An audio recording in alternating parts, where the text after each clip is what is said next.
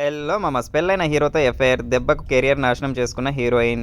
ఇండస్ట్రీలో మంచి గుర్తింపు తెచ్చుకుంది. స్టార్ హీరోయిన్‌గా దూసుకుపోతున్న సమయంలో పెళ్లైన హీరోతో ఎఫ్ఐఆర్ ఆమె కొంప ముంచింది. తెలుగులో చాలా తక్కువ సినిమాలు చేసినప్పటికీ కన్నడ, తమిళంలో మాత్రం అనేక చిత్రాల్లో నటించింది. అప్పట్లో ఆమె పేరు మారుమోగింది. కానీ పెళ్లైన హీరోతో నడిపిన ప్రేమాయణం ఆమె కెరియర్ లేకుండా చేసింది. దీంతో సినిమాలకు దూరమైన ఆ హీరోయిన్ ఇప్పుడు ఏం చేస్తుందో తెలుసా? ఆమె పేరు నిఖిత. తెలుగు, తమిళ, కన్నడ, మలయాళ భాషల్లో నటించి తనకంటూ మంచి గుర్తింపు తెచ్చుకుంది ఈ వయ్యారి.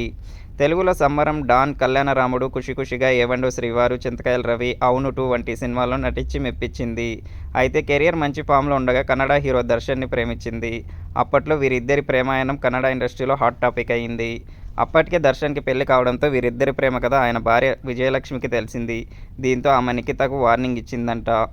ఆమెకు వరుస వివాదాలు ఆమెను చుట్టుముట్టాయి. దీంతో ఇండస్ట్రీలో అవకాశాలు తగ్గాయి. అలాగే ఆమెపై కన్నడలో నిషేధం విధించారు.